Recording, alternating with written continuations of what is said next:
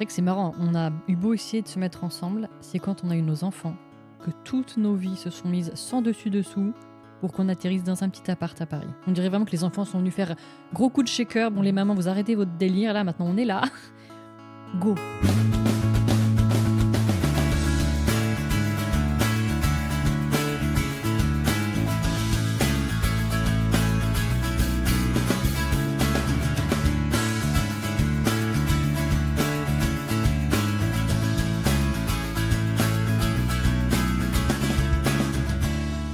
Elles ne sont pas le premier couple lesbien de la télévision, mais pas loin. Elles sont surtout le premier à s'être mariées à l'écran en janvier 96, 5 ans avant le premier mariage lesbien officiel au monde en 2001 aux Pays-Bas, qui lui aussi d'ailleurs a été retransmis à la télévision. Carol Willick et Susan Bunch sont loin d'être des personnages centraux de la série Friends, et d'ailleurs elles disparaissent complètement de la série après la saison 6. Mais leur présence a marqué indubitablement Friends. D'abord, parce que leur relation participe à la définition même du personnage de Ross, qui au début de la série est globalement défini par il est amoureux de Rachel et son ex-femme est lesbienne, mais aussi parce qu'elles sont essentielles à l'un des arcs narratifs importants de la première saison, la grossesse de Carol et la naissance de leur fils, Ben. Bonjour Salomé. Oui, bonjour. Bonjour Pamela, comment ça va ? Salut, ça va très bien. Merci d'être là pour Friendzone. Friendzone, je le rappelle, c'est un podcast qui, à l'occasion des 30 ans de la série, me permet d'inviter des personnes qui sont fans de la série, mais qui également partagent avec elles un aspect de leur vie. Alors ça peut être un aspect essentiel, comme un aspect anecdotique, à la fois dans la série et dans la vie des invités, parce que je me suis rendu compte que dans Friends, il y a tout. On peut trouver des messages, des situations qui existent dans la vie et qu'on vit. Et j'avais envie un peu de voir ce que ça faisait d'être fan de Friends et de vivre Friends. En fait, le premier truc que j'avais envie de dire, c'est un truc que je t'ai dit un peu en aparté, c'est que je suis hyper contente qu'on soit là pour parler de Friends, parce que c'est la série que tu m'as fait découvrir, Salomé, quand en fait on a emménagé ensemble. Au tout début de notre relation, à 18, 19, 20 ans, on n'osait pas dire qu'on était lesbienne. Et c'était tout à coup emménager ensemble comme être dans un petit cocon d'amour, de douceur, où enfin on se sentait un peu protégé de l'extérieur qui nous jugeait. Et en plus, on regardait Friends tout le temps. Je veux dire, c'était le matin, brunch, bacon, œuf, café devant Friends. C'était le soir, pâtes chinoises, œufs pochés, Friends, collés toutes les deux. J'ai pris 30 kilos. Non, arrête, ça, c'est pas à cause de moi. Mais non. Mais voilà, c'était Friends. Et en fait, c'était du bonheur. On riait. On entrait aussi dans la vie de ces personnages excentriques, passionnés, et où je pense on se sentait comprise, parce qu'ils étaient fusionnels. C'était enfin comme être avec des gens qui étaient nos amis, qui vivaient des relations d'amour fusionnelles. Ils se voient tout le temps, ils sont jaloux s'ils ne sont pas ensemble. Donc on se dit, mais en fait, on n'est pas anormal, on est juste avec des gens qui ne sont pas comme nous, quoi. Et franchement, Friends, ça a été un truc salvateur, quoi, qui nous a fait du bien, qui a été un baume. Et d'ailleurs, au fil des années, ça a toujours été la série, tu sais, la série bonbon, la série câlin. La série doudou. Mais ouais, moi, quand j'allais pas bien, je regardais Friends, quoi. Pareil. J'étais là, je suis chez moi, je suis avec mes copains. Et puis, ça me rappelle aussi un très bon temps. Ouais, si tu peux C'est horrible parce que moi, cette série, j'adore ces moments qu'on a vécu ensemble, mais ça m'a toujours fait presque souffrir, tellement ça éveille une nostalgie et une soif de ça, en fait. De ça, de liens fusionnels, comme tu dis, mais en même temps multiples, et la maison, le foyer. Ils ont un foyer, ils sont là, c'est pas juste des potes qui sortent ensemble, qui se voient, ils créent un foyer. Il y a vraiment ça, il y a les enfants qui font partie. D'ailleurs, c'est hyper triste à la fin de la série quand on veut avoir un enfant, du coup, on commence notre vie bourgeoise, on s'en va, quoi. Alors qu'au début, au début, il n'y a pas ça. Au début, il peut y avoir des enfants, Rachel peut avoir un enfant, ça ne change rien au fait qu'ils sont un petit foyer. Ils sont une maison, comme je rêve d'avoir une maison. Pour moi, un foyer, dans un côté nucléaire, ça marche pas. Dans un côté, on est un homme, une femme et les enfants, ça marche pas. Ça a jamais marché. J'ai essayé, j'ai vraiment essayé parce que j'avais quand même un côté, c'est le rêve qu'on m'a transmis, c'est le rêve que la société nous transmet. Mais Friends, ça me ramène toujours au fait que mon vrai rêve profond, c'est pas ça. Et mon vrai rêve est tellement fort que regarder Friends, ça me fait quand même toujours une douleur. Une douleur ou une envie un peu complètement fantasmatique de réussir à acheter un immeuble pour que tous mes amis vivent ensemble. Pour juste revenir un petit peu sur la découverte de Friends, du coup, donc Salomé, toi, tu connaissais Friends avant ? ou avant de regarder avec... En fait, c'est marrant, mais moi, j'ai grandi, on n'avait pas le droit à la télé. J'ai eu une éducation très sectaire. On n'avait pas le droit d'avoir la télé, etc. Et en fait, un jour, j'avais vu genre 4 ou 5 minutes d'un extrait de Friends. Et ça m'avait tellement touchée de voir ses amis. C'était tellement drôle que j'avais essayé de... Enfin, j'avais toute une discussion avec mes parents en leur disant, mais vous voyez, la télé, c'est pas que mal, quoi. Ça m'a fait du bien, c'était drôle.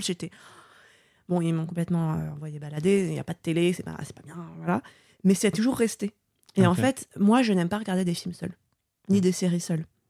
Et quand Pamela est arrivée, je voulais voir Friends. Et enfin, elle était là, elle vivait avec moi, on pouvait tous les jours regarder quelque chose, et donc ça a été Friends. J'ai jamais de ma vie regardé des trucs seuls. J'aime lire, mais j'aime pas regarder la télé seule. Mais tes parents avaient tous les DVD, hein. Et en plus, en même temps, mes parents étaient en train de commencer à regarder Friends. Donc t'as récupéré les DVD des parents C'est pour ça. que vous puissiez les regarder. Mais d'ailleurs, je me souviens, en regardant Friends, je me dis, mais comment ces parents peuvent regarder ça, vu comment ils sont sectaires? Enfin, tu vois, je comprenais pas comment ils étaient capables d'apprécier Friends tout en nous jugeant. Il y avait vraiment un truc qui était paradoxal, quoi. Ouais, c'est marrant. Hein. Comment ils pouvaient apprécier une série tellement ouverte et avoir une vie tellement fermée. C'était vraiment bizarre pour moi. Mais... Friends mène à tout. Friends, c'est pour tout le monde. Ouais, c'est ça. Mais je pense que beaucoup de gens ont cette dichotomie. Ils voient cette série et ils passent un peu, ils mettent un voile pudique sur le fait que c'est complètement libre. Et eux, ils adorent Friends. Enfin, il y a plein de familles hyper bourgeoises, pleines de valeurs qui, moi, m'étouffent, qui adorent Friends. Ça les fait rire et tout ça. Et ils oublient que c'est quand même un mode de vie, pas du tout le leur. Hein. Ouais, et alors bon, il y a probablement aussi différents aspects. Il y a quand même une trajectoire un peu traditionnelle sur l'ensemble de la série pour tous les personnages, malgré tout, ou pour une grande partie, puisqu'au final, il faut que tout le monde finisse marié sauf Joey. C'est vraiment très important. Mais par contre, il y a deux choses intéressantes. C'est que déjà, notamment sur la question du couple lesbien, il faut savoir que l'épisode du mariage a été censuré non seulement dans pas mal de pays lors de sa diffusion, mais également aux États-Unis, dans certains États. C'est-à-dire que des États ont refusé de diffuser ce mariage de personnes de même sexe à l'époque. Alors, ils ont coupé la scène, quoi. Ouais, ils coupaient la scène. Du coup, il ne devait pas rester grand-chose dans l'épisode parce que littéralement tout l'épisode tourne autour de ça. Mais Phoebe doit rester coincée avec le fantôme de sa patiente qui est morte sur sa table et qui est libérée uniquement parce qu'elle voit le mariage lesbien et qui dit « Ah, ça y est, maintenant j'ai tout vu. » Je me rappelle. C'est génial. Voilà. Mais donc, ouais, il y a effectivement, quand c'est sorti, ça a été un... Friends, sur pas mal de questions, était en avance. Sur d'autres, ils étaient un peu en retard. Mais ça a été vraiment important, effectivement. Et pourtant, c'était sur une chaîne un peu conservatrice, alors qui n'était pas aussi conservatrice que la télé actuelle peut l'être, mais il y avait quelque chose d'assez audacieux, finalement. Ouais, complètement. Et du coup, justement, parce que toi, quand on parle Salomé, moi j'entends vachement le côté famille cocon et cette espèce de famille qu'on recrée, qui était un peu l'intention d'ailleurs des créateurs de la série, hein, qui s'adressait à cette génération de vingtenaires, trentenaires qui partaient de leur famille pour aller s'installer dans les grandes villes, là en l'occurrence New York, et qui recréaient un espèce de cocon familial, à une époque où les sitcoms montraient beaucoup la famille, justement. Il y avait beaucoup la notion de foyer, les parents, les enfants, etc. C'était ça qu'on montrait dans les séries. Et dans les années 90, il y a deux séries qui décident de faire autre chose, c'est Seinfeld et Friends. Seinfeld avec le côté très noir et cynique et vraiment la galère, et Friends avec le côté genre, en fait, il n'y a rien de grave dans la vie et tout va bien, et même les trucs graves, c'est des trucs qui vont bien à la fin. Mais d'une famille qu'on se crée soi. Donc, je comprends vachement ça. Après, sur justement votre relation, vous parliez de la difficulté peut-être d'assumer ou de vivre pleinement une relation entre vous, quelle que soit sa forme. Est-ce que, par exemple, le couple Carole-Suzanne, c'est quelque chose qui vous a parlé à l'époque ou... Pas suffisamment. Les couches de jugement qu'on se mettait sur nous-mêmes étaient trop fortes pour qu'on puisse être aidé par ces personnages, malheureusement. De la même manière que je dis, c'est marrant quand même que mes parents voient des gens faire une série comme ça et qu'ils se disent pas, ah bah tiens, finalement, on les juge pas et pourquoi pas avoir une vie plus ouverte et ne pas juger ma fille ou je sais pas quoi. Et ben nous, de la même manière, ça ne nous a pas touché suffisamment intérieurement pour qu'on puisse vivre notre relation lesbienne. Ça nous a pris beaucoup de temps et c'est marrant qu'on parle du mariage là, mais la question du mariage dans notre société, ça a beaucoup bougé en une décennie, on va dire. Mais ça a aussi beaucoup bougé pour nous. en même temps. Enfin, il y a 10 ans, je sais pas si c'était il y a 10 ans, mais quand même, il y a 10 ans, on était encore à se dire ouais, mais le mariage pour les gens du même sexe, c'est horrible parce que ça va ouvrir en plus à la question que peut-être des gens vont se marier à 3 ou à 4 et tout ça. Et maintenant, aujourd'hui, c'est marrant, moi j'ai une petite sœur qui pendant longtemps voulait pas se marier parce que elle comprenait pas trop l'institution du mariage. Elle trouvait ça un peu enfermant, un peu, enfin voilà. Mais là, ça fait quand même très longtemps qu'ils sont amoureux avec son chéri, ils veulent des enfants, donc ils se posaient la question du mariage. Et moi, là, récemment, je lui ai dit, mais moi, en fait, je sais pas trop quoi faire parce que je suis amoureuse de Pamela et je suis amoureuse de mon chéri. Et en fait, je trouve ça compliqué, je trouve ça injuste que dans l'administratif, dans la société, dans le légal français et puis pratiquement mondial, je puisse pas juste faire vivre ces relations de manière officielle. Je puisse pas que ce soit compliqué de pouvoir. Je peux pas me marier avec les deux. Je peux pas dire au niveau légal, ben voilà, je suis mariée avec les deux, donc en fait, je serai sur le testament. Et évidemment, ils sont sur mon testament. Et s'ils vont à l'hôpital, qu'ils ont une maladie grave, je veux être là, je veux être mis au courant. Enfin, tous les côtés qui vont avec le mariage où notre relation est finalement officiellement reconnue par la société. Je peux pas le faire avec eux deux. Et là, ma sœur, elle a dit, et bah du coup, je veux pas me marier parce qu'en fait, c'est scandaleux. C'est scandaleux que les liens qui existent, parce qu'elle connaît mes liens avec Pamela et avec mon chéri, donc elle sait que c'est vrai, et dit qu'en fait, ce qui est vrai, ce qui vit de plus vrai, ne puisse pas être pris en compte par le côté légal et administratif. Elle dit, dans ce cas, je veux pas de ça. Et ça montre une évolution, mais incroyable, dans notre perception. Ma sœur, elle a 10 ans de moins que moi, donc c'est aussi une nouvelle génération, un peu, en 10 ans, l'évolution par rapport au mariage. Mais nous, il y a 10 ans, non, on n'était pas prête à assumer notre relation, on n'était pas prête à se marier, on n'était pas prête à parler de mariage, et même ce couple-là qui aurait dû beaucoup nous aider, c'était peut-être une première graine, mais c'était pas encore suffisant. Il a fallu du temps en fait pour digérer ces graines-là. En fait, c'est bien de semer les graines. Je pense que c'est bien que les séries, les films sèment des graines, mais je pense qu'elles fleurissent chez les gens plusieurs années après, quand c'est si nouveau que ça. En fait, le couple Carole-Suzanne, à mon avis, j'ai pas pu assez me laisser toucher, aussi à cause de la manière dont ça a été présenté dans la série. Parce que c'est quand même un couple qui est là aussi pour faire chier Ross. Tu vois ? Pour qu'on ait envie de s'attacher à Ross, pour qu'on ait envie de compatir avec le pauvre Ross, qui en fait a une femme qui est lesbienne. Et du coup, comme lui, c'est l'un des 6 personnages principaux, on ne peut pas vraiment s'autoriser, je trouve, à en fait adorer le couple de femmes lesbiennes. En plus, elles ne sont pas beaucoup montrées. Souvent, elles sont montrées dans des situations conflictuelles avec Ross. Donc, on n'a aucun regard sur leur vie intime. Ils font tout pour qu'on m'aime, on déteste un peu la nouvelle meuf. Enfin, tu vois, c'est...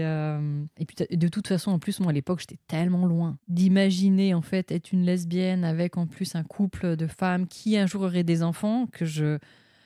Ouais, c'était trop nouveau. Ouais. C'était juste trop nouveau. C'était... Ouais. C'est marrant parce que du coup, en re-regardant les épisodes et puis en cherchant un peu ce qui s'était dit, écrit sur le couple Carole et Suzanne, j'ai trouvé pas mal d'échos, de témoignages qui sont un peu proches du tien sur cette question de bah oui, mais en fait, elles existent simplement pour faire chier Ross et tout. Et c'est drôle parce que dans mon souvenir, et puis moi en regardant la série que je regarde quand même beaucoup, j'ai jamais eu ce parti pris-là personnellement. En fait, j'ai toujours trop kiffé Carole et Suzanne. Suzanne, je la trouve incroyable. Cette meuf est tellement drôle. Elle est tellement... Enfin, on peut peut-être écouter tout de suite un des extraits que j'aime beaucoup d'elle, qui est vraiment juste pour la caractériser. Wow, you guys sure have a lot of books about being a lesbian. Well, you know, you have to take a course. Otherwise, they don't let you do it.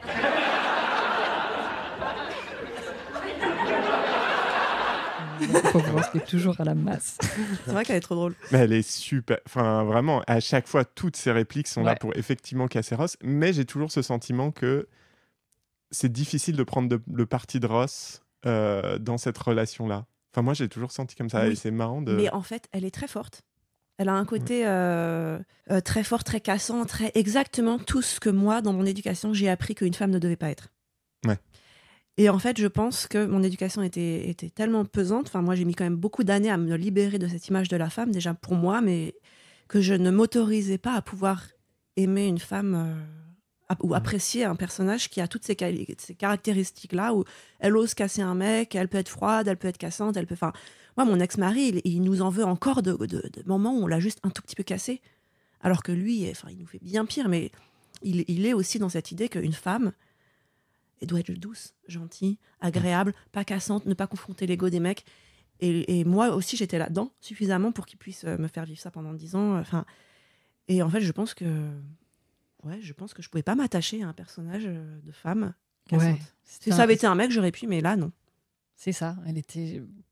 on ne sait pas quoi faire d'elle de Elle n'était pas mignonne. mignonne, elle faisait pas la mignonne, elle faisait pas tout ce qui pour moi est une fille. Quoi. Ouais, clairement, ouais, c'était. Mais alors, c'est ce que je trouvais intéressant aussi, moi, dans ce couple-là, c'est que c'était une représentation d'un couple lesbien qui, à la fois, tombait pas complètement dans un cliché hyper masculin et tout, parce que les deux actrices sont quand même très féminines. Et puis, que ça soit les costumes, voilà, quand elles se marient, les deux sont hyper classe. Ils en ont pas mis une en costard, quoi. Ouais. Comme ça aurait pu être un élément comique assez facile, justement. Et je trouve que dans la série, moi, j'ai toujours senti comme on rit jamais de leur relation à elles deux. Jamais. Leur relation, elle est hyper forte, hyper pure, hyper sincère. Ouais. Par contre, on rit effectivement des taquets qu'elles mettent à Ross. Ouais. Et on rit de l'incapacité de Ross à gérer cette situation-là la plupart du temps, quoi. Ouais. Parce que le mec, il est vraiment en PLS à H24. Mais après, tu sais, je pense aussi que j'avais pas la maturité, en fait, à l'époque. Ouais. Pour apprécier plein de sous-entendus. Parce que hier, je faisais mes devoirs, je re-regardais les épisodes, du coup. Et il y a un moment, c'est le moment où elle va accoucher, Suzanne. Ouais. Donc c'est le cataclysme à l'hôpital, ils font que de s'engueuler, Ross et Carol, mais c'est vraiment du poisson pourri, quoi. Et il y a un moment, Ross, je sais plus ce qu'il lui dit, du genre, elle avait pas besoin de toi avant pour apprendre à faire ça, ou pour découvrir je sais pas quoi, elle lui dit, mais il y a plein de choses qu'elle a découvert, en fait, maintenant, grâce à moi. Et on comprend très bien. Et maintenant, je suis là, ok, je comprends tous les sous-entendus, y compris sexuels, de libération de la femme, de prendre sa place, tout ça. Et ça m'a touchée. Et là, tout à coup, j'ai pu me connecter à elle. Mais il y a 15 ans, je pense que c'était juste là, bon, il s'engueule encore. Enfin, tu vois, elle lui prend la tête alors que c'est comme son fils à lui qui va naître. Hein, tu vois, le rôle du père légitime. Aujourd'hui encore, tu vois, Souliko, donc la fille de Salomé, donc c'est la fille biologique de Aaron, de son ex-mari, mais elle vit avec nous. Et moi, je veux la considérer comme ma fille. Et plus on passe du temps ensemble, plus de toute façon, ce lien, il se crée. Quoi qu'on fasse, en fait, on s'attache l'une à l'autre très, très fort. Mais je vois que c'est plus facile pour moi, ma relation avec Souliko, quand Aaron n'est pas là. Quand il part en vacances, quand il part à l'étranger, quand il est plus, en fait, dans l'espace. Il y a comme quelque chose qui se dénoue, tout à coup, c'est ma fille et je suis sa maman. Alors après, c'est peut-être aussi parce que c'est un homme assez toxique. Peut-être que si c'était un garçon très gentil qui respecte notre couple, qui nous respecte, eh ben, ce serait plus simple. Et mine de rien, je trouve que dans la série, quand même, en fait, Ben, le fils de Ross, a l'air d'être tout à fait... Il y a quelque chose en fait, qui est fluide. Ross n'est pas, je trouve, méchant. Juste, il a souffert. Et comme c'est son tempérament de toujours souffrir. C'est son voilà. caractéristique un petit peu. Il va en parler beaucoup, puis on va le comprendre, qu'il souffre, voilà. Mais j'ai pas l'impression qu'il ne respecte pas leur couple, en fait. Il comprend qu'elles sont ensemble, il comprend que les deux vont élever Ben. J'ai aucun souvenir de Ross qui va les dénigrer, en fait. Alors, et ça, c'est assez fort, hein. Non, c'est assez juste. D'ailleurs, mine de rien, il décide de participer au mariage aussi en accompagnant Carol à l'hôtel parce que ses parents refusent de l'accompagner, refusent le mariage et donc elle vient lui demander et dit est-ce que tu peux m'accompagner à l'hôtel parce que tu représentes un truc et ce qui est très fort en fait comme ça donne des frissons. Mais moi aussi, je t'affiche, mais Friends quand même, ça c'est très fort, je trouve. Il est génial. Il a du mal avec le lesbianisme d'une manière générale, c'est pas un truc qui comprend, qu'il accepte facilement, mais par rapport au couple en lui-même, quand on parle de l'entité couple, il est quand même... il les a laissés exister et prendre la place qu'elle voulait avoir dans la vie, notamment de son fils. Il y a peut-être un extrait, d'ailleurs, je vais en mettre un tout de suite, qui parle beaucoup de ça. C'est au moment de la naissance de Ben. Suzanne et Ross se retrouvent enfermés dans un placard Oui. avec Phoebe. Je l'ai vu hier. I get to go home with the baby, okay? Where does that leave me? You get to be the baby's father. Everyone knows who you are. And who am I? There's Father's Day, there's Mother's Day, there's no Lesbian Lover Day. Every day is Lesbian Lover Day. This is so great. You want to explain that? I mean, well, because when I was growing up, you know, my dad left and my mother died and my stepfather went to jail, so I've barely had enough pieces of parents to make one whole one. And, like, here's this little baby who has, like, 3 whole parents who care about it so much that they're fighting over who gets to love it the most, and it's not even born yet. It's just the luckiest baby in the whole world. Donc ça, c'est assez significatif d'ailleurs. C'est l'avant-dernier épisode de la saison 1. Et en fait, la saison 1 se termine sur 2 épisodes qui mettent fin, ou en tout cas qui marquent un moment important dans 2 chapitres qui ont lancé la série, à savoir la relation Ross-Rachel, puisque Rachel découvre dans le dernier épisode que Ross l'aime bien et décide d'aller le chercher à l'aéroport et il revient avec Julie. Ouais. Bref, donc gros cliffhanger et tout. Mais l'avant-dernier épisode, c'est la naissance de Ben et du coup un peu l'aboutissement de cette relation conflictuelle entre Ross, et Suzanne et Carol autour de cette naissance. Ouais. Et que Phoebe résume bien, quoi. C'est en fait là, tout le monde est en train de vouloir aimer l'enfant et... Bon, encore une fois, Suzanne avec son There is no lesbian lovers day est quand même très, très cool, mais montre aussi cette difficulté peut-être à un moment de trouver sa place dans une relation où le père biologique existe. C'est ça. Et ça me fait vachement penser en fait à ton accouchement. Parce qu'elle a eu... C'était horrible. Ouais, ça me touche, ouais. Elle a eu toutes ses contractions à la maison. On était tous les 3, tu vois. C'était censé être un accouchement à domicile. Donc j'ai eu 5 jours de travail à la maison. J'étais censée accoucher à la maison. C'était Pamela surtout qui prenait soin de moi parce que c'était avec toi que j'étais en pleine confiance, quoi. Le papa a un peu pris soin de moi, mais c'est elle qui ressent de quoi j'ai besoin. C'était comme accoucher ensemble. Ouais, vraiment, c'était comme moi, je sentais là, j'accueille ma fille, quoi. J'accueille le petit bébé sous l'ico. Et puis c'était long, donc il y a eu des nuits et des jours où à la masser, à prendre soin d'elle dans la piscine, etc. À danser ensemble. À danser avec de la musique techno, genre allez bébé, descends, vas-y, enfin, tu vois. Et puis lui, le père était un peu out, enfin franchement, voilà. Mais on s'en foutait parce que de toute façon, on était là tous les 2 à fond. Jusqu'à ce que la sage-femme dise là, il faut aller à l'hôpital parce que tu es dilatée, mais elle ne descend pas, c'est qu'il y a peut-être quand même un problème en fait. Elle était coincée par le cordon en fait. Voilà. Réalisée à l'hôpital. Et là, ils partent sans moi, quoi. Alors que c'était toi. Et tu vois, je me rappelle encore... je vais pleurer. Parce qu'à l'hôpital, on n'aurait pas accepté les 2. Mais c'était c'était un non-sens qu'elle soit pas là. C'était avec elle que j'étais en train de vivre mon accouchement. Déjà en plus c'était la période du Covid, donc encore plus, ils n'auraient pas accepté quelqu'un d'autre. On pouvait encore moins forcer ça. On aurait peut-être dû plus le forcer, mais c'était horrible. C'était un non-sens total. C'était horrible pour moi aussi parce que j'avais été accompagnée dans tout le début de mon accouchement par elle, donc j'étais vraiment protégée par elle. Elle me ressentait. Le papa s'était un peu positionné à côté de la plaque quand je lui ai dit par exemple que les contractions commençaient, que j'allais accoucher. Je lui ai dit attends, ton bébé arrive, je suis en train d'accoucher. Il m'a dit ok, bah attends, mais moi j'ai une réunion ce soir, donc est-ce que ça peut attendre en gros?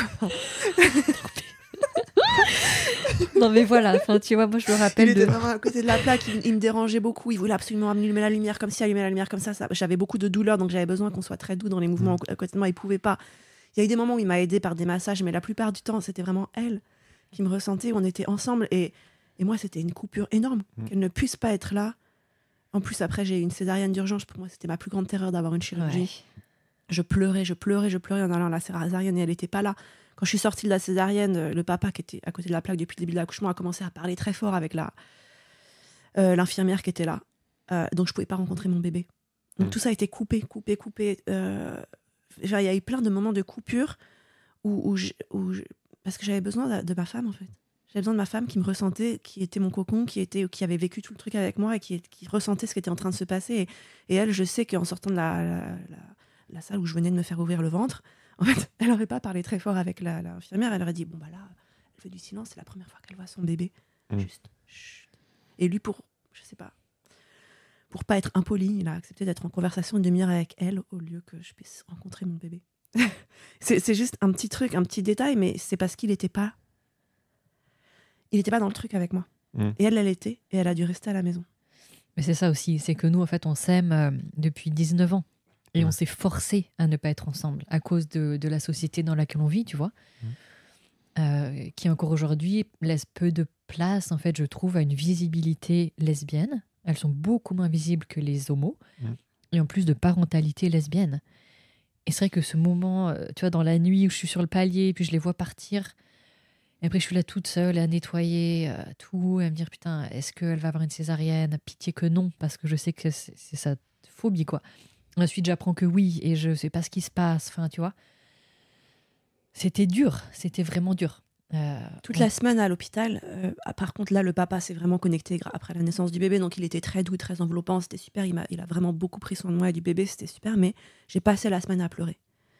D'abord parce qu'effectivement, à la césarienne, comme j'ai une maladie auto-immune, j'ai pu avoir ni antidouleur, ni antibiotiques, donc ça s'est infecté, ça a été horrible, c'était des douleurs, mais genre horribles, mais aussi parce que j'étais traumatisée de ne pas avoir pu rencontrer mon bébé. C'est ce moment-là où j'aurais pu rencontrer mon bébé juste avant la naissance, où l'ocytocine se crée, où j'ai pas pu le vivre parce que j'aurais eu besoin d'être protégée, j'aurais eu besoin que ma femme soit là. Donc j'ai passé toute la semaine à pleurer. Et d'ailleurs, je trouve que Friends, alors je sais pas, je pense pas que dans la réalité ça peut être comme ça, mais eux, ils montrent à chaque fois les accouchements avec tout le monde qui est là, quoi. Ouais, c'est je veux la dire, teuf. ouais, c'est la teuf. Quand Rachel elle accouche, ils sont tous là. Et quand Suzanne elle accouche, au début ils font que tous de s'engueuler. Donc elle dit mais sortez, je vais mettre un bébé au monde. Vous faites que de vous crier dessus, tu vois. Mais n'empêche qu'ils sont là tous les trois à la fin. Et on parle de maternité lesbienne dans ce podcast. Et ben ensuite quand moi j'ai accouché, et ben à nouveau j'étais toute seule. Parce qu'en fait, elle était avec Souliko. Non, c'est parce que en fait, je voulais tellement être là pour moi, c'était clair que je devais être là pour son accouchement. En plus, il n'y avait pas de papa. Je devais recevoir le bébé. En plus, elle devait avoir une césarienne qui, pour le coup, était programmée. Et je savais que c'est super important ce moment-là. Parce que moi, ma fille, pendant que j'ai été recousue, etc., elle était sur le ventre du papa en peau à peau. C'est tellement important le peau à peau juste après l'accouchement. Je voulais pouvoir prendre mon bébé, que je considérais déjà comme mon fils, en peau à peau. Mais ma belle-mère venait en visite pour 2-3 semaines. Et j'avais promis à mon mari que, bien sûr, je serais présente pour faire à manger, faire la bonne petite femme au foyer quand sa maman venait. C'est ouf, hein. Et en fait, quand la césarienne a été programmée pour ma femme et qu'on a réalisé que c'était pendant que la belle-mère était là, eh ben, j'ai sacrifié ce moment de l'accueil de mon fils. Et en fait, j'ai accepté. Et voilà, j'ai joué la parfaite mère au foyer, mais j'étais déchirée. Et pendant l'accouchement de Pamela, j'étais connectée à elle. Je voulais juste écouter ma musique, penser à elle, être avec elle.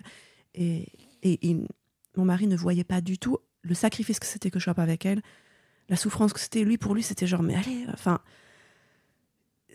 C'était un déchirement. Mais en fait, comme la société ne nous encourage pas à accepter que c'est un vrai lien amoureux entre deux femmes et entre moi et le fils de ma femme, et ben je l'assumais pas. Et les gens autour de moi le méprisaient ça au point où ça devait complètement passer à la trappe. Donc, non, c'est vraiment ça. On a beaucoup de mal en ce moment, ma femme et moi, à reconnecter complètement. On est heureuse de recommencer à vivre ensemble, mais on sent qu'on a des traumatismes qui font que c'est difficile. Mais ça, c'est le gros truc. C'est le gros truc, c'est que déjà, j'ai accepté souvent qu'on soit séparés, que la société ou la vision du monde ambiante nous sépare, ou la vision de mon mari, que je portais aussi, que mes parents portaient aussi, nous sépare. Mais en plus, l'accueil de notre enfant, de notre fils, et de ma fille. Ouais, non, mais c'est vraiment ça. C'est l'accueil de nos 2 enfants. On n'a pas pu être ensemble, quoi. Mais enfin, on est à Paris. Et on sent maintenant, on est tous les 4. Il y a des moments de bonheur intense, tu vois. Et en même temps, on sent, waouh, maintenant, il faut qu'on accepte qu'on s'est fait du mal, quoi. Et il faut qu'on guérisse ça. Le lien avec nos enfants, que c'est ton fils, que c'est ma fille. Parce que c'est vrai que les gens jugent. Ils se disent, mais attends, elle a un ex-mari. Souliko, elle a déjà un père. Elle n'a pas besoin d'une deuxième maman. Par contre, heureusement, dans l'école où ils sont, là, ça a été incroyable. Parce que tout de suite, les maîtresses, elles ont dit, alors, comment est-ce qu'ils vous appellent? Est-ce que c'est maman et maman? Enfin, elles étaient tellement ouvertes. C'est genre un baume pour nous, tu vois. Dès que des gens reconnaissent notre lien, on a le droit d'exister aussi. Parce qu'on peut, nous, se dire, on sait qu'on s'aime, on sait qu'on fait famille, mais il n'empêche, la famille doit être reconnue dans la société. Et c'est vrai que Friends, mine de rien, montre ça, mais on ne pouvait pas du tout le recevoir. Et ça reste en Et plus... ça reste très minime, ça reste malheureusement. minime. Et c'est dommage, c'est vrai. Ouais. Ça aurait été beau, en fait, que ça Que- continue à prendre de la place. En fait, moi, je trouve que c'est ce qui est intéressant, c'est que par rapport à Ben et à l'enfant, quand on regarde ce qui se passe dans la série, c'est littéralement le couple de femmes qui prend en charge Ben. Je veux dire, il existe dans la vie de Ross ponctuellement, Ouais, c'est ça. à quelques moments pour des gags, pour des choses comme ça, mais la majeure partie du temps, même si on a quelques indices que Ross s'en occupe aussi, qu'il l'emmène chez le médecin, des choses comme ça, Il vit c'est avec elle, en fait. il vit avec elle, quoi. Ouais. Mais ça existe surtout par cette dimension en creux, quoi. Ouais. T'es obligé de le déduire, et ce n'est pas ce dont on parle. Ouais. Mais donc c'est un peu C'est de ça. la dichotomie, après d'une série qui date des années 90 aussi, Ouais. et où... Mais c'est encore assez actuel, ce truc aujourd'hui où c'est invisibilisé. Il y avait une série là, Station 19, sur des pompiers, enfin bref. Ouais. J'ai commencé à regarder juste parce que j'ai vu qu'il y avait un couple de femmes. Et on les voit qui se marient, et on les voit qui ont un enfant. Et là, la série s'arrête. Je dis, putain, mais... Et alors que c'est une série qui en plus fait partie de Grey's Anatomy, ils n'ont pas choisi de faire revenir ce couple pour qu'on les voit. Et moi, je vois sur les réseaux toutes les lesbiennes qui sont là, mais putain, mais arrêtez d'arrêter toutes nos séries dès qu'il y a un couple de femmes qui va bien, en fait. On en a marre d'être représentés. Non, mais c'est vrai, en train de mourir, en train de... Toujours les lesbiennes vont mal. Mais ça joue vachement, parce que moi, en grandissant, je me suis dit, mais je ne peux pas être lesbienne, ça a l'air horrible d'être lesbienne. Tu vas toujours mal, quoi. Ah non, mais moi, mon père, il m'a dit, il faut vraiment pas ça, parce qu'il avait une amie lesbienne qui s'est suicidée. Il a dit, mais ça mène à un malheur total, ma pauvre. Quand tu seras jeune, ça ira encore, mais à la quarantaine, tu vas te suicider. Enfin, tu peux pas avoir une vie comme ça. Et en fait, son discours, dont il était absolument convaincu, il a pu aussi m'en convaincre, parce que c'est que ça qu'on voit. La bonne nouvelle, c'est qu'actuellement, les femmes ont plutôt tendance à dire que ça les fait chier d'être hétéro et que si seulement elles pouvaient être... Franchement, je comprends. Je les comprends Parce aussi. que, non, mais parce que quand on est bien, c'est juste du miel. Et on le sent. Et on sent, ok, c'est là, c'est tout près. Mais il faut qu'on accepte de pleurer beaucoup, je crois. Je pense qu'on a été hyper traumatisés. Ouais. En fait, c'est hyper traumatisant d'être un vrai couple lesbien dans notre société, encore. Ouais. C'est clair. On doit traverser des traumatismes, et je pense que c'est des traumatismes invisibilisés. Et donc, il faut déjà que nous, on les voit. Ouais. Parce que la société va pas les voir. La société va pas nous demander. Et du coup, est-ce que c'était pas traumatisant à la naissance de ton enfant, sachant que tu étais amoureuse de ta femme et que tu devais faire naître ton enfant avec ton mari? Ouais. Personne nous demande ça. Moi, personne m'a demandé dans ma famille, c'est pas horrible pour toi qu'elle soit pas là. Ouais. Enfin, tu vois. C'est ouf quand même. Hein. Un peu. Du coup, juste pour, si vous voulez bien en parler, donc, Salomé, j'ai compris que votre fille donc a un papa biologique qui est ton mari, c'est ça? Oui, et que d'ailleurs, ça fait seulement... Enfin, c'est mon ex-mari. Son ex-mari, ok. Enfin, on est en cours de divorce, mais... et du coup, son petit frère l'appelait papa aussi. Okay. Il l'appelait toujours papa. Et alors que mon ex-mari l'ignore la plupart du temps. Et souvent, le petit frère de Souliko passait son temps à suivre mon ex-mari en disant papa, papa, papa, parce qu'il imite sa sœur. Et là, récemment, je me suis dit, c'est malsain. C'est pas possible qu'on le laisse appeler un homme papa, un homme qui l'ignore. Non, c'est oui. Donc on lui a dit, ce n'est pas ton papa. Et ce n'est pas ton papa. Pour l'instant, voilà. Je lui ai dit, c'est un peu moi ton papa. Il m'a dit, bah non. Donc on a dit, bon, ok, c'est ta maman.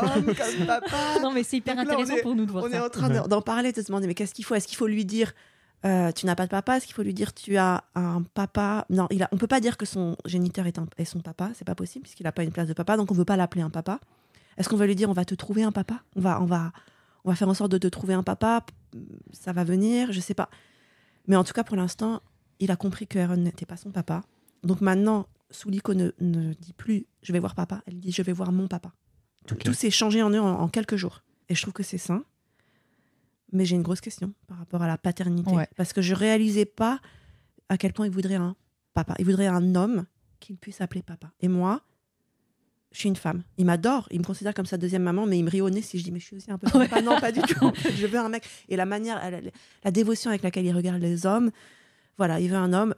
Peut-être que mon chéri, ça pourrait être plus ou moins son papa, parce qu'il fait quand même beaucoup partie de notre vie. Ouais. Ça, c'est une question qu'on a. Est-ce qu'il peut vraiment l'appeler papa ou un autre nom? On ne sait pas, on verra. Mais en tout cas, on sent qu'il a besoin d'un homme pour qu'il puisse avoir cette dévotion, cet amour, cette présence. C'est ça, tu vois, il a vu mon frère, donc son Ouais. oncle, Ouais. et puis il le regardait avec des yeux. Donc ça, déjà, de voir ça, je me dis, ok, il faut qu'il le voit beaucoup. Et on habite à côté, donc ça, c'est super. Il faut qu'il ait beaucoup dans sa vie des hommes comme ça. C'est marrant parce qu'on dit ça, qu'il a besoin d'un homme, et je suis convaincue que c'est vrai. Et en même temps, en disant tout ça, je me dis, comment font les pauvres enfants qui n'ont pas une deuxième maman? Parce que franchement, ne pas avoir de maman, c'est dur, quoi. C'est clair. Pour moi, ça nous paraît tellement la norme Ouais. et parfait. Et enfin, je sais pas. Je pense qu'il y a plusieurs modèles et qu'on réalise à quel point quand un enfant voit qu'un autre, son frère ou sa sœur, a un C'est ça, papa, en fait, aussi. ça lui ouais. donne soif d'un papa, ça c'est clair. Mais que par contre, l'autre modèle, le fait d'avoir deux mamans, c'est tellement naturel que je trouve ça. En fait, je trouve ça dur, la famille nucléaire. 2 personnes, un homme et Ouais. une femme. Ouais, juste Oui. deux. Ouais. C'est ça, c'est parce que Isaac, en fait, c'est aussi vraiment une imitation. Parce qu'il comprend, je pense pas vraiment, en fait, ce que ça veut dire. Hein. C'est juste qu'il la voit tellement le dire avec dévotion qu'il veut faire pareil, tu vois. Mais sinon, il va super bien. Et ça, c'est important de le dire. Il est super équilibré. Oui. Il est joyeux, tu vois, il dort bien, il est heureux d'aller à l'école, il va très bien. Donc en fait, ne pas avoir de papa, ça ne le déséquilibre pas. Alors que Souliko, qui a des parents qui divorcent et qui a vu son père beaucoup abuser sa maman, elle a une fragilité qu'il n'a pas. Oui, bien sûr.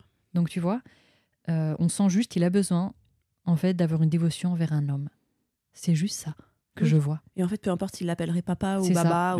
C'est juste, c'est très sain. Mais C'est- comme je il voit comprends, quoi. Souliko qui revient, je suis allé au restaurant avec mon papa, chez mon papa, non, il se demande pourquoi lui, il en a pas. Ouais. Ouais, quoi. c'est ça. C'est c'est- ça, c'est Lui, plutôt ça. il est vraiment confronté à un modèle différent C'est Oui. ça, dans son existence très proche, quoi, Exactement. intime. Bah oui. exactement. Et ce qui est pas forcément le cas d'un d'autres couple familles voilà, monoparentales, c'est ça. voilà. Oui. T'as où en fait il n'y a pas Ouais. de comparaison à part les copains à l'école, etc., mais qui arrivent déjà un peu plus tard Oui, c'est dans ça. la. Alors que là, bah, c'est là, quoi. C'est là, et puis c'est là tous les jours. Elle voit son papa tous les jours. Lui, il veut vraiment la voir tous les jours. Ça aussi, c'est compliqué de savoir comment faire que ce soit fluide, parce que pour ma femme, c'est pas évident de créer un vrai lien avec ma fille, sachant que, en fait, elle vit chez nous, mais en même temps, comme son père veut la voir tous les jours, elle passe toutes les heures d'après-école avec lui. D'accord. Et en même temps, du coup, on doit toujours le croiser, on doit toujours le voir, on doit toujours se reconfronter au fait qu'on est traumatisé. Il nous Par a ce beaucoup mec. abusé, donc il nous a traumatisé, donc on doit toujours regérer le trauma en le revoyant. C'est compliqué de savoir comment faire ça de manière complètement fluide. C'est ça, On est encore en train de créer. complètement. Est-ce que du coup votre fils il est né de PMA, c'est ça? Non, Non, mais- Isaac, en fait, alors je te la fais courte, hein, mais moi je suis rentrée, je vivais à New York avec un mari américain, je suis rentrée en France parce que Salomé était enceinte.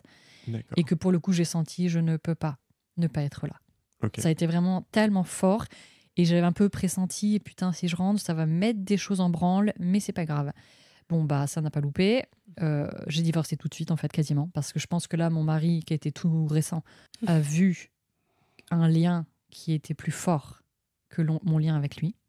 Et très justement, il s'est retiré. Et c'était bien, c'était pas trop tard.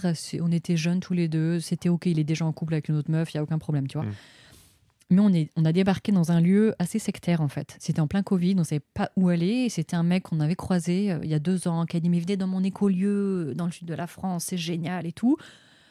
On débarque là, lieu sectaire. Donc en fait, moi, quand même, le divorce m'avait un peu ébranlé dans le sens où j'avais ces schémas de... je viens de famille catholique, le mariage, le divorce, tout ça, c'est quelque chose. Et tout à coup, quand même, non seulement je réalisais, en fait, je suis vachement lesbienne. Et tout à coup, en plus, j'avais divorcé. Donc ça me chamboulait dans ce que je pensais que ma vie devait être. Et puis, on voulait vraiment avoir des enfants ensemble. On voulait des enfants Enfin, ensemble. pour moi, à partir du moment où j'étais enceinte, il fallait qu'elle soit enceinte. Je voulais qu'on ait nos enfants ensemble. Oui, mais c'est pas à cause de ça que je suis tombée enceinte. Et je le précise quand même. Oui, c'est pas à cause de ça, mais quand même, c'était très fort et on en parlait beaucoup. On en beaucoup. parlait J'étais beaucoup. enceinte, on voulait que tu aies un enfant, quoi. Mais surtout, en fait, c'est au-delà de ça. C'est que moi, depuis quelques mois, je sentais, je dois avoir un enfant. C'est maintenant. Alors que jamais l'horloge biologique me disait sois enceinte. Vraiment, depuis janvier, je sentais, mon Dieu, maintenant, si je n'ai pas un bébé, ma vie va perdre du sens. Et ça a été, mais ça m'a transcendée, je te jure. Hein. J'en parlais avec mon mari américain, etc. Bon, bref, donc je divorce. Et là, cet homme, qui était un peu le gourou du lieu dans le sud, il vient me faire la cour, un mort. Bon, et puis moi, quand même, une attraction pour lui. Un peu inexplicable, je dois dire. Mais voilà, il y a des choses comme ça mystérieuses. Alors, je tombe enceinte ultra rapidement, alors qu'on passe très peu de temps ensemble. Mais on se dit, bon, bah, du coup, on se met ensemble. Je dis, putain, je me remets direct dans une relation. C'était plus ou moins un accident. Ouais, c'était un peu compliqué. J'étais là, mais et puis en plus, je veux pas vivre ici. C'est un accident le fait que tu sois enceinte, mais tu voulais pas. C'est hors de question. Hors de question que j'avorte. Ouais. J'étais, bah, je suis enceinte, je le garde. Du coup, j'essaye de rentrer dans ce schéma à nouveau de la femme hétéro, quoi, avec sa petite bonne femme, tu vois. Et là, en fait, mais je vis avec Salomé. Okay. Et en moi, je sens, tant que je suis avec Salomé, c'est bon. Et là commence à venir le moment pendant la grossesse où il me dit qu'il faut que j'emménage chez lui. Et alors là, moi, en fait, mes paniques intérieures très, très fortes. Vraiment, angoisse, détresse. Je sens, mais en fait, non. Et mais j'ose pas le dire à Salomé parce qu'il n'est pas encore question du tout d'un divorce. Enfin, tu vois, elle est là, en césarienne infectée, clouée au lit. Je dois m'occuper de Soulico tout en étant enceinte, tout en me faisant harceler par son mari. Enfin, c'est un peu l'enfer, tu vois. Mais en même temps, on est ensemble et quelque part, on sent que c'est ça qui tient. Ça va toujours. C'est ça qui tient le truc. Quand on est ensemble, ça va toujours. Vraiment, alors que c'est l'enfer, ça va quand même, tu vois.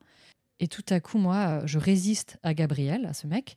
Et je dis, mais en fait, parce que, attends, tu sais pourquoi on crise? Parce que je lui dis, ok, j'emménage, mais alors je veux que Salomé vienne avec moi au moment de la naissance. Il me dit non. Ils viennent vivre à côté. Sachant qu'ils sont un écolieu où il y a plein de chambres. Il y a plein de chambres. Ouais. Hein. Je lui dis, bah pourquoi? Il me dit non, il faut qu'on ait notre espace, machin, à nous. Et je dis, mais je comprends pas, j'aurais besoin d'aide. Et puis lui, il sait rien faire. Je dis, mais c'est tellement pas lui qui va m'aider. Enfin, j'étais en panique. Et là, tout à coup, c'est le point où moi, je sens, non, ça, je vais pas lâcher. En plus, il me dit, mon meilleur ami a eu un message des anges, il faut que tu te sépares d'elle. Je dis, what the fuck, en fait. Et là, il me dit, ouais, mon père, qui est clairvoyant, m'a dit la même chose. Et là, ça a été mon réveil de putain, stop les sectes. C'est bon, quoi. Parce qu'on a une bonne histoire avec les groupes sectaires, toutes les deux, hein. Qui a joué énormément dans le fait qu'on n'a jamais osé être ensemble. Ouais. Tu vois? Parce qu'en fait, les vrais liens d'amour très, très intenses, en fait, j'en ai pas vu beaucoup dans ma vie. Et ce que j'ai vu, par contre, c'est que quand ils existent, ça dérange tellement les gens que les gens font tout pour essayer de les casser. Tu vois? N'empêche que ça a été mon réveil de « Ok, ils essaient de me séparer d'elle. Haha, c'est que c'est des gros malades. C'est qu'en fait, il faut que je retourne avec elle encore plus fort. » En fait, du coup, très vite, lui, il a arrêté. Enfin, notre lien s'est complètement cassé, quoi. Il m'a quitté du jour au lendemain en me disant « Moi, je ne vais pas avec les gens qui embrassent Lucifer. » Jamais le gars, il est perché. Waouh. Mais c'est parce que aussi, pour lui, si tu correspondais pas à son rêve, à son fantasme, et ça, c'est le problème des gens qui vivent dans des croyances. Et on a vécu longtemps dans des croyances. On n'est pas dans la vraie relation. On n'est pas dans le vrai lien. On est dans le rêve de ce qu'on imagine que devrait être le lien. Donc lui, il fallait qu'elle soit sa bonne femme à la maison. Non. Et si elle sort de ce modèle, il n'y a plus aucun amour. Il n'y a plus rien qui compte. Ça ne compte pas. Oui. Et c'est ça que j'aime dans Friends. Pour revenir 2 secondes au podcast, c'est qu'en fait, il y a cette espèce de lien. Ils sont tous fous amoureux, en fait, les uns des autres, quelque part, au fond, tu vois. On sent qu'ils pourraient tous sortir ensemble. On sent qu'ils sont fusionnels et que c'est pas un problème. Et ils sont dépendants, mais en fait, ils l'acceptent tellement que ça devient beau et sain, leur relation. Parce que j'ai vu des gens maintenant, aujourd'hui, critiquer vachement Friends en disant « Ouais, mais en fait, ils sont tous déséquilibrés. » Je suis pas du tout d'accord, en fait. C'est des gens qui s'aiment. Ils ont l'équilibre de oser être dépendants les uns des autres. Exactement. Et la série s'arrête quand ils partent un peu... Quand ils partent en live, je trouve. quand en tout cas, il y a quelque chose qui prend le pas un peu sur cette relation-là. Ouais. Ça aurait été intéressant de montrer que ça marche pas. Il faut un après Friends, 10 ans après, exactement ce qui se passe pour nous. Ok, je me suis mariée 10 ans, c'est horrible, c'est la catastrophe. Allez, on revient à New York. Chandler et Monica font que de s'engueuler. Parce qu'en plus, leur couple juste tout seul, je pense pas que ça tient. Ils ont besoin de l'humour des autres parce qu'elle est trop chiante sinon. Et lui, il est trop. Enfin, tu vois, ça marche pas. Puis lui, il est tellement social, il a besoin des gens. Enfin, il va pas dans sa banlieue bourgeoise, mais le pauvre. Bon, après, ils ont leur chambre pour Joey quand même. C'est prévu, ouais. Non, mais les retrouvailles de Friends qui ont tellement plu à tout le monde, je comprends pas pourquoi ils font pas un. Oui, c'est pour ça d'ailleurs. Tout le monde a regardé. Pourquoi? Parce qu'on les veut ensemble. On les veut ensemble. Mais c'est tout. Enfin, je veux dire. C'est aussi un peu pour ça que la série Joey seul n'a pas vraiment marché. C'est pas la seule raison. Elle était vraiment très mauvaise. Ça n'a aucun intérêt. Joey en fait, Joey seul n'avait non, mon gars. aucun sens, quoi. Ça n'avait aucun sens. Il y a eu une saison. C'est pas bien. C'est pas bien du tout. Franchement, Joey sans Chandler. Non, mais déjà. c'est ça. Et Chandler sans Monica, Monica sans Rachel. Non, mais tu vois, c'est Rachel sans Ross. Enfin, voilà, c'est tout. Et Phoebe au milieu de tout ça. Phoebe, ouais.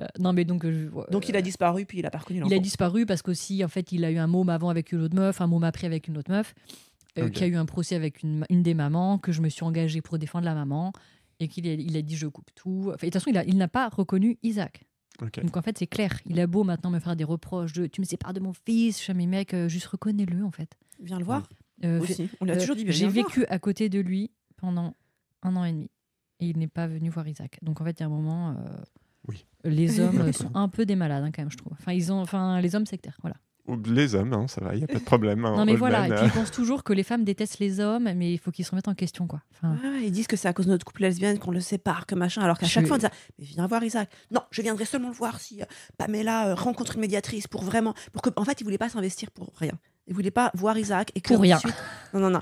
Donc en fait, juste aller voir son fils comme ça et créer un lien, c'était pas possible. Et Pamela, qui était en burn-out, en postpartum, il voulait qu'elle aille voir une médiatrice. Elle allait dire mais moi, je suis déjà au bout de ma vie. En fait, je m'occupe de mon bébé. Je vais voir une médiatrice plus tard. Viens le voir, viens m'aider quand tu veux. Et plus tard. non, mais c'est ça, c'est qu'ils savent pas ce que c'est que d'être maman, toi. Me lever la nuit pour le bercer, pour l'allaiter, changer toutes les couches. Et ça, j'adore dans Friends. Franchement, pour moi, quand j'ai revu, une fois que j'ai été maman, que j'ai réussi à revoir un peu des fois la télé et revoir... Tu sais ce que j'ai regardé? C'est Rachel, quand Rachel est enceinte toute seule. Oh, mon Dieu, de retraverser avec elle tout ça. Ouais. Et ben, ça m'a fait trop du bien, quoi. Je me sentais, c'est bon, je suis pas toute seule. Je suis comprise et ça a été en plus par Jennifer Aniston, enfin, tu vois, qui est là, qui a tout le temps peur. Ross, et si l'aigle en prend mon bébé, je t'aime, putain, mais je suis tellement comme elle. Et si je vais aux toilettes et qu'il tombe de son lit, Isaac, et qu'est-ce qui se passe? Et s'il s'étouffe, enfin, tu vois, les angoisses dans lesquelles j'étais. Et ben ça, pour moi aussi, de enfin vivre avec Salomé, c'est un truc que je dois maintenant lâcher. Cette vigilance H24 que je devais avoir parce que j'étais seule avec lui. Mais c'est plus le cas maintenant.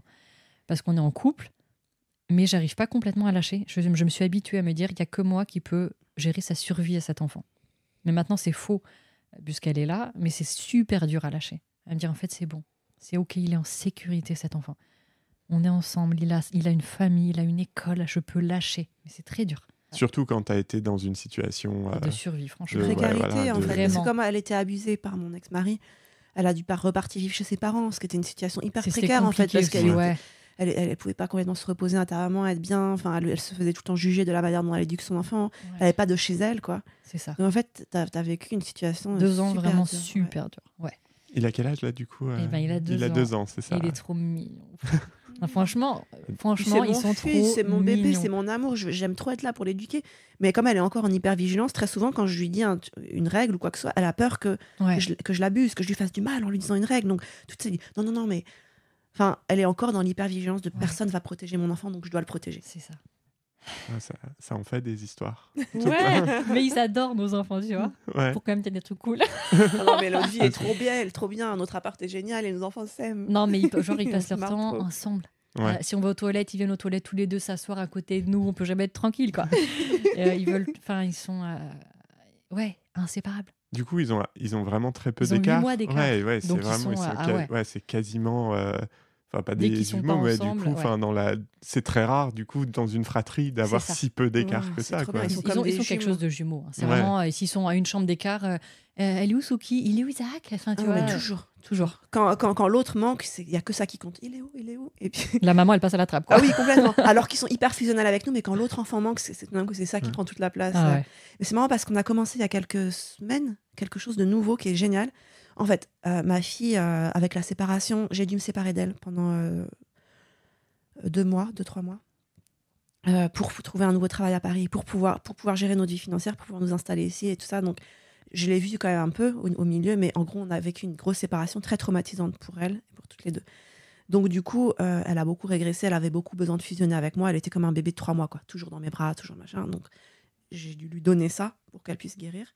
Et donc, il n'y avait plus de question, ni de lien avec son père, ni de lien avec sa deuxième maman. En fait, elle voulait juste recréer le lien avec moi, être consolée et guérie. Donc, j'ai pris soin de ça. Et là, par contre, depuis 2-3 semaines, je vais chez mon chéri 2-3 soirs par semaine. Et du coup, c'est Pamela qui l'accouche. C'est Pamela qui s'occupe d'elle. C'est Pamela. Et c'était le bon moment. Elle a été suffisamment guérie pour que ça puisse se faire. Et en fait, du coup, il y a quelque chose qui... Je veux vraiment qu'elle sache qu'elle a aussi une autre maman. Que vraiment, elle puisse se reposer sur une autre maman. Et du coup, je prends aussi mon fils parfois seul, sans Souliko, juste lui et moi, parfois, pendant que Souliko est avec son papa. Et ça aussi, pour qu'ils considèrent plus qu'ils ont une seule source de sécurité maternelle. Pour qu'ils puissent... Et en fait... C'est Ça fait trop seulement bien. 2 semaines, mais Franchement. déjà, c'est beaucoup plus fluide. Déjà, ils sont plus en confiance. Déjà, et c'est plus facile de coucher. Tout. Enfin, Ouais. Non, c'est trop bien. Et puis en fait, en plus, moi, sous l'ICO, le lien me manquait. Parce que moi, j'étais tellement là au début. Quand elle venait de naître, Ouais. et ben, je lui changeais les couches, je lui désinfectais son nombril. je pouvais rien faire, moi. Tu vois, elle était clouée au lit, Salomé. Donc vraiment, c'est moi qui me suis occupée d'elle. Et on avait un lien super fort. Elle était dans mes bras quand je faisais pipi, parce qu'elle voulait être tout le temps avec moi, ou avec son papa, ou avec Salomé, enfin, tu vois. Et moi, comme j'étais malade, je pouvais C'est ça. pas. Puis on a été séparés aussi, elle et moi, à cause de ton ex-mari, quoi. Ouais. Et lui, il ne se rendait pas compte Ouais, que nous, ça nous faisait toutes souffrir. Il comprenait pas aussi le lien des enfants. Il voulait les séparer. Enfin, on a dû se battre pour exister en tant que mère lesbienne avec des enfants dans un nouveau schéma familial, quoi. Il le prenait très mal quand je disais là, j'en peux plus, Pamela me manque et Isaac me manque. Parce que j'avais, quand elle est partie chez ses parents, j'étais toute seule avec ma fille toute la journée pendant que le papa faisait le chantier. Et en fait, il y a un moment, j'en pouvais plus. Je commençais vraiment à être en burn-out et je lui ai dit en fait, je suis pas faite pour m'occuper d'un enfant toute seule. Moi, ce que j'aime, c'est des frères et sœurs. Enfin, j'aimais quand Isaac était là, ils jouaient ensemble. Elle n'était pas tout le temps sur mon dos. J'y arrive plus là. Et il l'avait pris super mal en me disant mais en fait, c'est juste parce que tu veux faire de la pression pour qu'on accepte Isaac. Je dis non, mais vraiment, c'est parce que pour moi, ça ne fonctionne pas. Il y a quelque chose qui est un non-sens. Je ne suis pas bien dans cette situation. Pour moi, Isaac doit être là et Pamela aussi.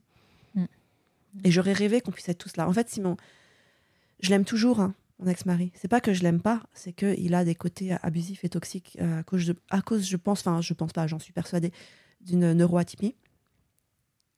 Je lui en veux pas de ça. Mais du coup, le quotidien est impossible avec lui. Et j'étais suffisamment abusée dans mon enfance pour tolérer l'abus 10 ans. Mais en fait, maintenant, je ne tolère plus. Donc, en fait, c'est pas tolérable. C'est pas normal de vivre un quotidien à ce point-là abusif. Et il le fait pas exprès, mais il l'est comme ça tout le temps. Mais en fait, ce dont j'aurais rêvé, c'est qu'on puisse vivre tous ensemble. Pas moi. Pas moi. Non, parce qu'il est abusif. Parce qu'il est abusif, c'est vrai. S'il n'était pas, quand il est que dans ses côtés géniaux, que, quand sa neuroatypie ne se manifeste pas de manière toxique ouais, et abusive, vrai, il est superbe, il est tendre, il est... C'est vrai. Et c'est très dommage, c'est vrai. Bah, il peut rien, hein, c'est comme ça. Non, je sais bien, c'est vrai. Et maintenant, vous avez votre foyer. Ouais, ça fait du bien. Franchement, ça fait du bien. Et puis à Paris, dans la culture... Moi, je préfère ce qu'ils ont. J'adore qu'on ait notre foyer. Mais moi, si on pouvait avoir 2-3 apparts collés. Grave, avec Sabine qui habite en face. Non, mais sans déconner. Le papa qui est là et qui a pas une neuroatypie trop toxique, ou en tout cas, il a le traitement qui fait qu'il arrive à vivre avec les gens de manière normale. Enfin, moi, la vie de Friends, c'est ça qui me correspondrait encore plus. Ouais. Qu'on ait toujours des amis chez nous, que ça soit... Ouais. Que les enfants se sentent chez eux. Personne ne frappe jamais. Si. Si, mais c'est vrai que dès qu'on a des amis aussi, ça met tellement de la vie, quoi. On avait une amie qui était là avec sa guitare, les enfants étaient heureux. Juste, je crois qu'on est très conscientes, toutes les deux, de à quel point le social nourrit et est essentiel pour nous. Parce qu'on s'en est privé trop. Oui. Et que le social, c'est pas seulement voir des amis de temps en temps. Pour moi, le social, qui devrait exister, qui existait avant, c'était des petits villages et les gens se voyaient tout le temps. Ouais, c'est ça. Maintenant, on est dans des grandes villes modernes et ça me correspond bien plus d'être dans une grande ville moderne. Mais par contre, ce côté foyer, j'ai envie que mes amis soient à côté, en fait. J'ai envie de Friends. C'est ça. J'ai pas envie de gens que je vois tous les 4 mois. J'ai envie où c'est galère que les enfants sentent et soient enveloppés par un tissu humain d'adulte qui va bien. Qui sont là, qui se voient tous les jours, qui créent, parce qu'en fait, les vrais liens intimes, ils se créent parce qu'on voit tous les jours ou tous les 2 jours, je trouve. Et c'est assez rigolo parce qu'il y a un chercheur français qui a travaillé sur cette question-là et sur comment Friends avait vendu un rêve de foyer, de vie à une génération qui, du coup, ne le vit pas. En fait, faut être très clair. Je pense que on va dire que la dimension familiale, au sens du lien social très fort et quotidien avec des amis, cette famille que tu te crées, en réalité, on peut l'expérimenter un petit peu, parfois, sans doute. Dans certains contextes, je sais que j'ai des gens, notamment, qui ont vécu à l'étranger, qui, du coup, tout de suite ont construit des grosses colocs, des gros trucs comme ça, où ça existait. Mais la plupart du temps, nos vies de trentenaires à Paris, c'est pas ça. C'est effectivement, on va planifier 3 semaines à l'avance pour synchroniser nos agendas pour voir des potes. Le truc... Alors que moi, j'ai vécu à New York... Et c'était trop bien. On avait un appartement à Brooklyn et on était... Alors attends, moi, mon frère, ma super pote qui maintenant est sa fiancée, un autre gars, on était 5, je pense. Mais c'était trop bien, quoi. Ouais. Il se passait tout le temps quelque chose. On regardait des films ensemble, on faisait à manger. Tiens, je te fais un truc. On regardait Friends. Enfin, je sais pas, c'était... C'était humain. C'était humain. Bien. Je trouve que c'est anti-humain la manière dont on vit, dont on voit les gens qu'on aime seulement toutes les 3 semaines. Je pense que l'humain a besoin de liens qui se tissent tout le temps. Qui se tissent au quotidien tout le temps. Ouais. Et que c'est ça un foyer. Et qu'on s'est imaginé que le foyer, c'est forcément avec notre mari ou notre femme et nos enfants. Alors que pour moi, ce côté foyer, ce côté lien humain qui se tisse, on est fait pour que ce soit avec des adultes qu'on aime et pas juste un. Merci beaucoup. Je pense qu'il est temps de passer Au quiz. Donc vous, c'est sur l'épisode de la naissance de Ben, qui Ok. est donc un épisode assez important pour Carole et Suzanne. Bon courage, Salomé. Je vais le faire en mode gentil, c'est-à-dire c'est des questions à choix multiples et je vais vous donner les choix multiples. Génial. Déjà, Ouais, c'est très quand même. gentil. Voilà. Qui est le dernier des Friends à arriver dans la salle d'attente de l'hôpital? Est-ce que c'est Monica, Chandler, Joey, Phoebe, Rachel ou Ross? Et là, je réfléchis. parce que Ross. Attends, donc c'est au tout début. Qui est le dernier arrivé dans la salle d'attente? Ouais. Ross. Alors attends. Il y a une... j'ai pas la réponse Attends, je encore. réfléchis. Donc je sais que d'abord... Parce que je réfléchis pas- aussi. J'ai Non, vu l'épisode donc récemment. Ross arrive et il dit elle est où? Elle est pas encore là, elle va peut-être accoucher dans le taxi. Je veux trop revoir les Phoebe arrive avec sa guitare et elle chante. Ensuite, il sera ado, Ouais. il sera ingrat et tout. C'est ça, ouais. Et Joey, je dirais. Joey? Ouais. Genre, honnêtement, je sais pas. Je Je l'ai dirais pas Joey. revu, moi. Et, J'ai là, dit Ross parce que j'aurais trouvé ça rigolo. Je crois pas que c'est Ross. Mm. Je dirais Joey. et non, c'est Phoebe. Putain, j'ai hésité avec Phoebe. C'est Phoebe. Ouais, qui arrive en pensant d'ailleurs être en retard, Oui. alors qu'en fait, elles ne sont pas. Elles sont pas arrivées. Elles sont pas arrivées encore. Ah, c'est elle qui arrive en dernier en fait. Oui. Oui, Rachel. c'est Carole et. Non, c'est les deux mamans. Elles les font Carole oui, et on est Suzanne, passé qui, acheter une peluche. c'est Il a ça. dit, achète des peluches. Qui dit ça? Ross, il est Ouais, trop c'est les vénère. vénères, ouais. Vas-y, t'en as une pour moi? Mais elle Ouais. était pas en pleine contraction, la pauvre. C'est un peu Vite irréaliste. Ouais, elle avait l'air à peu près ok. Ouais. Parce que ouais, elle, Non, non, ça va. Ah, moi, C'est j'avoue pas qu'au les- début de mes contractions, je serais pas allée Elle m'acheter arrive en une fauteuil peluche, hein. roulant quand même. Ouais, elle est en fauteuil roulant. Alors, quel est le métier du père de Phoebe? Il y a un choix multiple, tu veux que je te Ah dise? bah si, il est pharmacien. Correct. Ouais, c'est ça. Genre, Il est... Alors, que ferait Joey dans la salle d'attente lors de l'accouchement de sa femme et pour avoir son enfant? Il raconte. En fait, Joey, il raconte son fantasme de ce qui se passerait s'il attendait un enfant. La naissance. vas-y, dis-nous les choix.